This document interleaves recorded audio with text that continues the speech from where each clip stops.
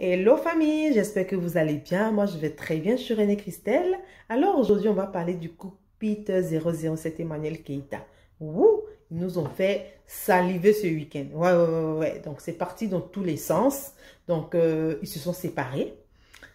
En colère, Peter 007 est très fâché. Emmanuel Keita aussi ne veut rien entendre parler. Il paraît qu'elle ne l'aime plus. Peter 007 qui pleure, qui crie sur tous les toits qu'il aimait, ne l'a jamais trompé. Et elle, en retour, elle s'est mal comportée envers lui. Donc, en conclusion, la relation est finie, terminée. Donc, nous, ce qu'on va dire par rapport à ça. Alors, Emmanuel Keita, nous, ce qu'on va te dire est de dire à tout le monde, à toutes ces jeunes femmes, à tous ces hommes, avant de se mettre dans une relation, il faut d'abord se connaître. Il faut prendre le temps de se connaître, avant même d'afficher la relation à la famille, aux amis. Vous pouvez prendre un certain temps pour vous fréquenter, pour être sûr que vous vous aimez. Être sûr que le monsieur, il t'aime, que toi aussi, tu l'aimes. Parce qu'il y a des relations où c'est l'homme qui t'aime. Toi, tu ne l'aimes pas, mais tu t'engages. Parce que tu te dis, bon, ça va venir. C'est des erreurs à ne pas faire. Parce qu'en te disant que ça va venir, tu le présentes aux gens. Et si ça ne vient pas? Si les sentiments ne viennent pas, tu restes là et tu souffres dans la relation. Et un matin, on apprend que le monsieur, il est frustré, il a mal, il commence à te maudire et tout. Donc, il faut éviter ça. Il faut prendre le temps de se connaître, vous deux. D'être sûr que vous aimez, que le monsieur il t'aime, que toi aussi tu l'aimes. Faut se poser les bonnes questions. Est-ce que tu penses que... Il faut être clair, il faut se dire, est-ce que tu penses que tu m'aimes?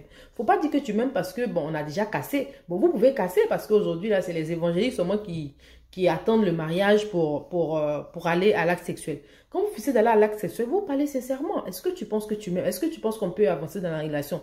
Mais vraiment sans histoire, vous parlez clairement, sincèrement. Et quand vous pensez que vous êtes maintenant prêt, des mois après, vous pouvez maintenant présenter la relation à la famille. Mais il ne faut pas d'abord, après 1-2 jours, aller présenter la relation à la famille. Vous ne vous connaissez pas. Vous allez plus vite même que le temps. Il faut que vous aménagez ensemble. Vous ne tenez pas compte des enfants. Vous ne tenez pas compte de la famille. Et voilà, après, on se casse la figure. Donc d'abord, il faut prendre le temps de savoir si on s'aime ou pas. Il faut prendre le temps de savoir si on veut rester dans la relation. Il faut prendre le temps de savoir si vraiment on s'aime. Et à partir de ce moment-là, on peut maintenant en parler à la famille et aller doucement, tout doucement, tout doucement. Quand on a les enfants, il ne faut pas se précipiter avec les enfants. Il faut aller doucement. Il ne faut pas ramener l'homme à la maison parce que les enfants n'ont pas besoin de le voir. Les enfants, ils ont besoin de leur papa. Donc, il faut prendre le temps. Ça doit mettre le temps qu'il faut. Il ne faut pas présenter l'homme brusquement aux enfants. Si ça peut prendre 1 an, même 2 ans, on s'en fout. Mais il faut être sûr que tes enfants acceptent cette personne. Il faut assumer que les enfants acceptent même que tu sois d'abord l'ami et ensuite que ce soit leur beau-père. Donc, il faut aller vraiment doucement. On n'est pas pressé. La relation, c'est à vie. Quand on se met dans une relation, c'est parce qu'on espère finir nos beaux jours ensemble. Donc, il n'y a pas d'urgence. On prend le temps tout doucement de se connaître, d'utiliser tous les paramètres, de se prendre partout, quoi. De se connaître, de s'apprécier, de voir les qualités de l'autre, les défauts de l'autre. Et voir si on peut accepter ça, si on peut aller avec ça tout au long de notre vie. Donc, il faut prendre le temps. Et c'est ce qu'Emmanuel Keita n'a pas fait avec Peter 007. Ils se sont empressés, ils ont couru, ils se sont mis ensemble à cause des yeux des gens. Moi, je peux dire que c'est à cause des yeux des gens. Donc, elle venait de se séparer de Chamberlain, qui lui aussi a fait un petit scandale. C'est sorti sur les réseaux sociaux. Donc, elle s'est dit, bon, je prends Peter, on embarque et je leur prouve qu'à n'importe quel moment, je peux avoir un homme.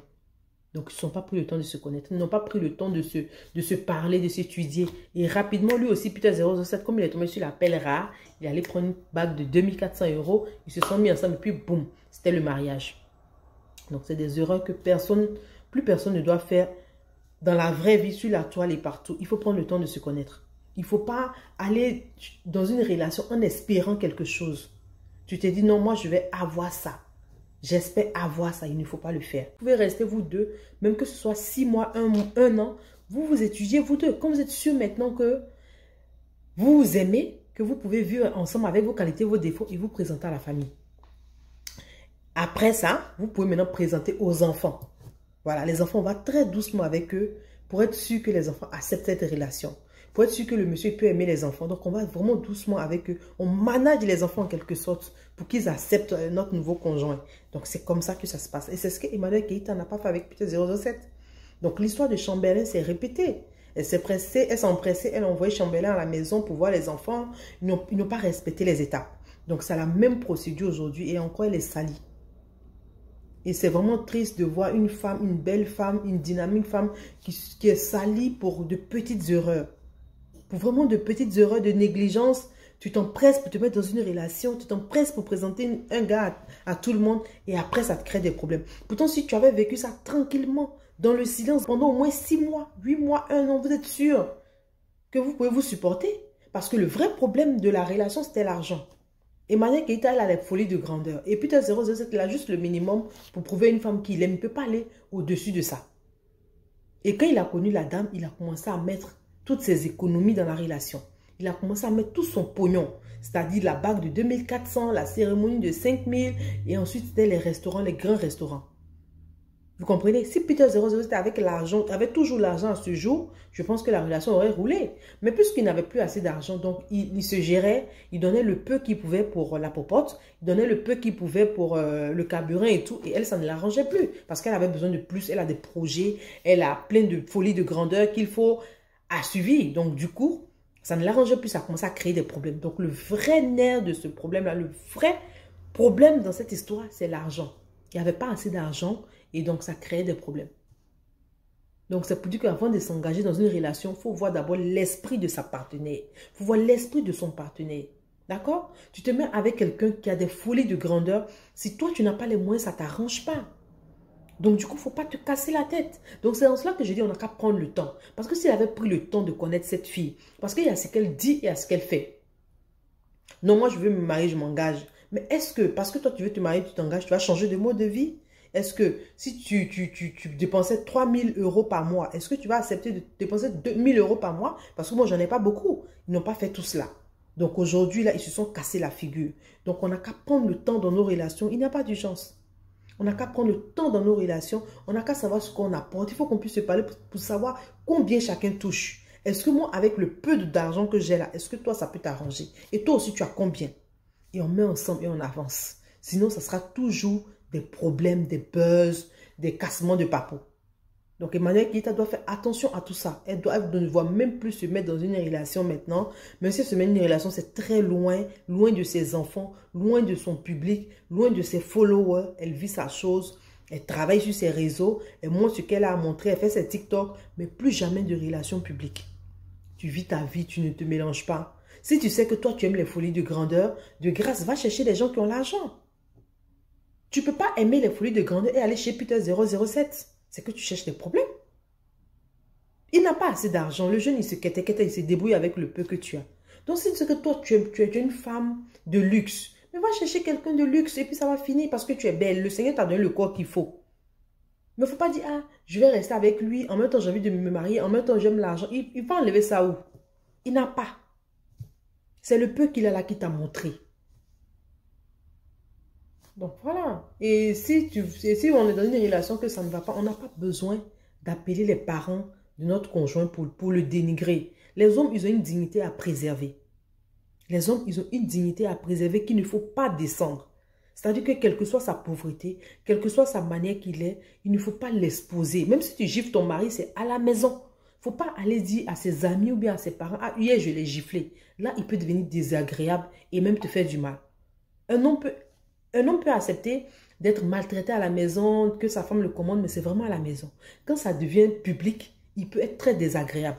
Donc, généralement, les femmes, même si elles ont l'autorité à la maison devant les hommes, devant les amis, les parents, elles se font les bêtes, elles acceptent tout. Mais arrivée à la maison, elle essaie de recadrer son mari. Donc, Emmanuel Keita, elle partait expliquer toutes les relations aux amis de Peter, à ses parents. Donc, du coup, lui, ça le frustrait à chaque fois. Et de frustration en pauvreté, de frustration en pauvreté, voilà ce sur quoi on est tombé. Donc vraiment, Emmanuel Keita doit vraiment changer sa manière de voir les choses, sa manière de se comporter. Le mariage ne doit pas être une priorité chez elle. Après 4 enfants de différents pères, la priorité, ce sont tes enfants. Parce qu'il n'est pas facile pour un homme de rentrer dans un foyer avec déjà 4 enfants. Donc l'homme que tu dois prendre, tu dois vraiment très bien le sélectionner. Tu dois le choisir même, c'est-à-dire que tu fais pour ton don. Tu dois l'étudier. Quand tu as déjà 4 enfants, c'est toi qui étudies l'homme qui vient dans ta vie. Ce n'est pas l'homme qui t'étudie. Parce que tu as déjà 4 enfants. Donc, il faut l'homme qu'il faut pour tes enfants.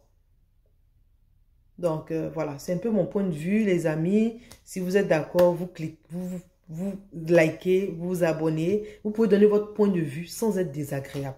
D'accord? Ici, c'est notre point de vue qu'on donne. On ne vient pas pour descendre les gens. On ne vient pas pour dénigrer les gens. On vient juste donner notre point de vue à une situation. Ça peut souvent aider parce que quand je fais des vidéos, je vois qu'il y a des gens qui commentent vraiment merci. Ta vidéo m'a apporté quelque chose. Tu m'as appris quelque chose. Vraiment merci. Tu as une bonne intervention. Donc, c'est pour ça qu'on fait des vidéos. On ne fait pas des vidéos pour venir mal parler, pour venir sous-estimer ou bien frustrer quelqu'un. Donc, pas besoin de venir jeter le venin. Vous venez vous donner votre point de vue. Ah, moi, je ne suis pas d'accord. Je pense que c'est Peter qui a raison. Moi, je ne suis pas d'accord. Je pense que c'est Emmanuel qui a raison. Puis tranquille, on rigole et puis ça passe. On n'a pas besoin de venir insulter quelqu'un, dénigrer quelqu'un ou bien mal parler à quelqu'un. Donc voilà, c'était votre petit coucou parce que ça fait quand même une semaine que je n'ai pas fait de vidéo parce que je suis un peu occupée. Donc c'était votre coucou et je vous dis à très bientôt. Que Dieu veille sur vous et vos relations et bisous.